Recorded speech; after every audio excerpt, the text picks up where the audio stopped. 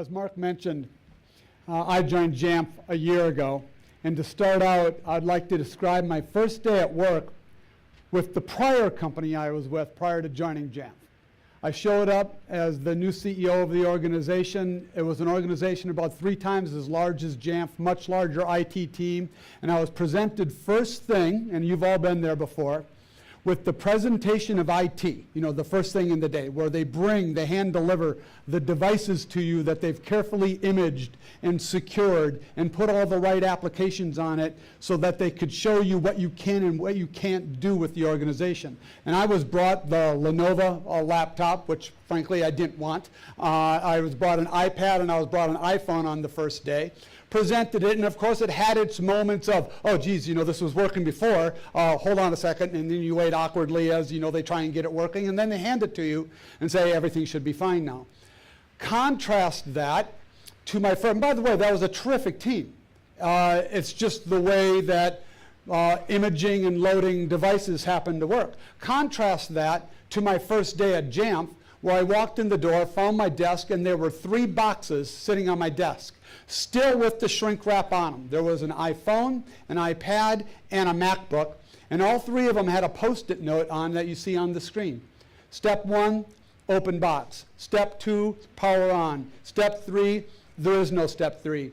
Yet, all the devices had all the applications that I needed. They were secured according to the compliance that the company had, and nobody from IT ever needed to touch it. By the way, the Post-it note was signed Love IT. You were able to do this from your home. You were able to do this from work. And it was at that moment on my first day that I understood what Jamf's purpose in life was. And I'm serious when I say this, that we exist so that people within organizations can receive gifts and love notes from IT. That's why we exist. And how often does that happen in an enterprise? We accomplish that purpose by having the mission to help organizations succeed with Apple. So everything you heard earlier about the dog vacay, where, you know, everybody that worked there was super passionate about dogs, that's how we feel about Apple devices. We're absolutely passionate about Apple devices, and we want to make sure that everybody that gets an Apple device within an organization has that same feeling and experience that you have when you order one and have one delivered to your home. And that often is not the case. So we focus specifically on Apple devices and their deployment within organizations. Since there's not a software space called Love Notes from IT, some people think of this software space as the device management space, or referred to as the mobile device management or mobile application management. But frankly, the word mobile is redundant on anything nowadays, because who has a non-mobile device? I don't think any of us have non-mobile devices anymore. So it's just device management. And there are many players that are in this space that even if you haven't heard of Jamf, I'm sure you've heard of some of the companies that are up on the screen. And the strategies that all these companies have are somewhat similar. Jamf's strategy is very different and unique in terms of what we offer. And let me just explain it to you for a moment. That when a user comes into a company, just like I did in every company I've ever entered, typically they're given a laptop, typically they're given a mobile device. Historically, one piece of software has been used to manage all of the thousands and thousands of laptops that might be within an enterprise, and another piece of software might be used to manage all of the mobile devices that are within an enterprise. What ends up happening, by the very definition of device management software, is every user, since they have 2 types of devices, are given 2 different user experiences for how they're going to interoperate with the IT team. So as a result, that user experience is inconsistent for every user. No worries, all of the industry analysts out there have said there's a solution for this. And the solution is called Unified Endpoint Management. And the idea is you take all of those devices and you find a solution that can figure out a way to manage all of them. And this will work beautifully. All we have to do is convince Google, Apple, and Microsoft to not compete anymore, to not differentiate their devices or their services in any way so that they will all look equally average. But that's not going to happen. They're going to continue to try and find new and fresh ways to distinguish their devices or their user experience versus everybody else. So what we believe at Jamf is that there's another way to avoid the complexity that's caused from unified endpoint management, the least common, that's what LCD stands for, least common denominator capability, which means we will support that which everybody supports, and if any device differentiates a user experience at all, that's something that we can't support. And because of the complex environment, and because of not supporting what each device uniquely does, support costs ends up rising as well. But there is a better way than taking a mobile and laptop approach, and it's to find another commonality that exists within those devices. And let's face it, it's been true since the 80s that there's kind of the Apple way and there's the other way. And I don't mean that in any way disparaging to the other way. It's just an experience that Apple had created as a standard way back when, in the 80s when the Mac first launched. It used to be called the integrated system versus the open system, and there is merit to the open system. But you need to be aware of what the user expectations are with the Apple way. And the user expectations on the Apple way is putting the user at the center versus the device being at the center.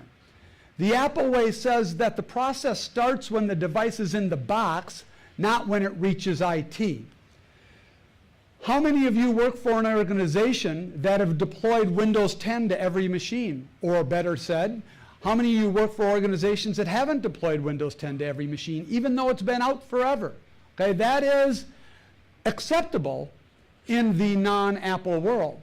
In the Apple world, when iOS 9.3 GAs and I go home from work that day, my 14-year-old daughter greets me and says, "Got it." She upgrades her device on the moment that Apple announces.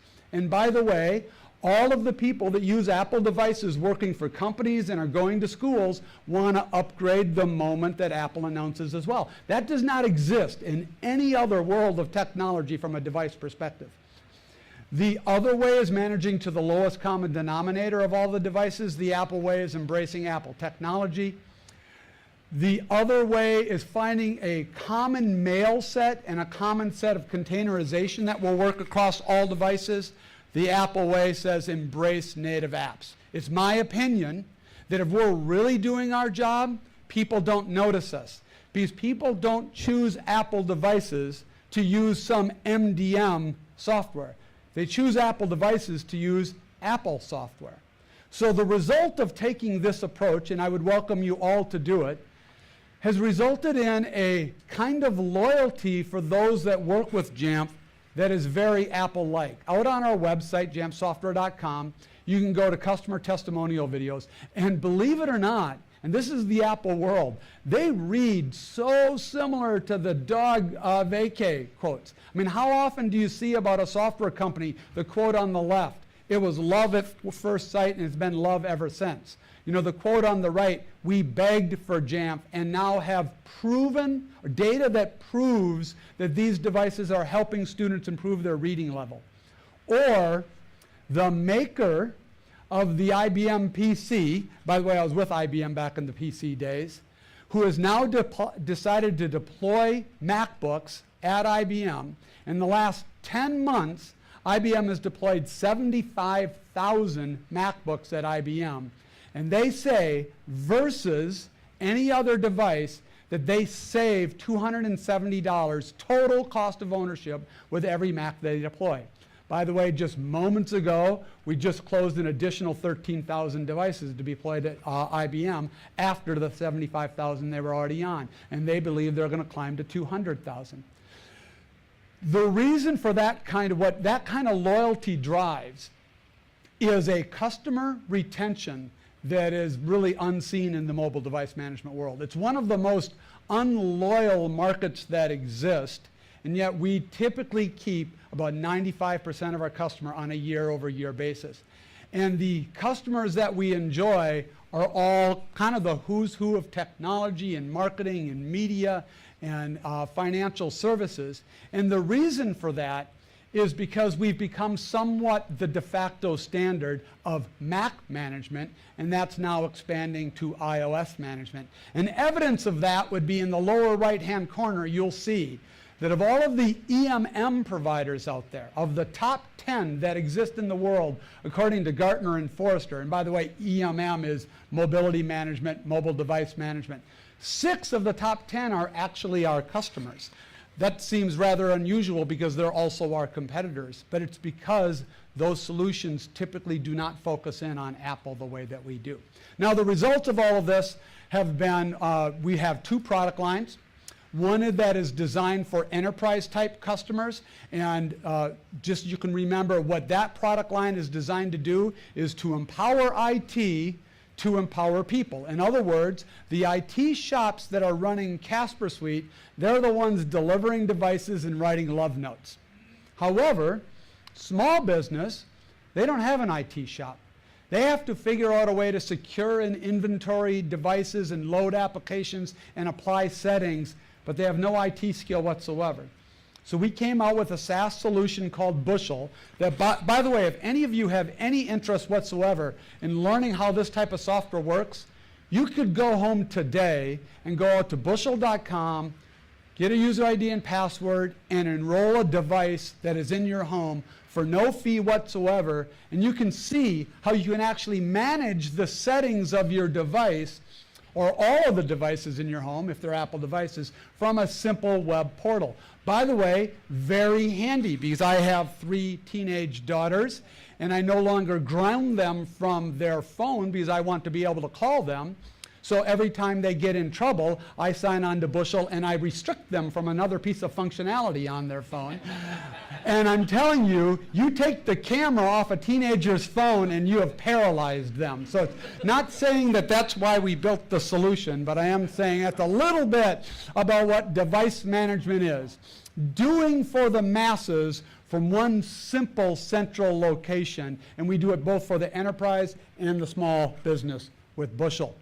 Now, it's created quite a bit of success for us in recent years. As I mentioned, we've existed since 2002. But you can see from 2014 to 2015, we added 2,000 customers. That's the graph that you see on the left. That was a 45% growth.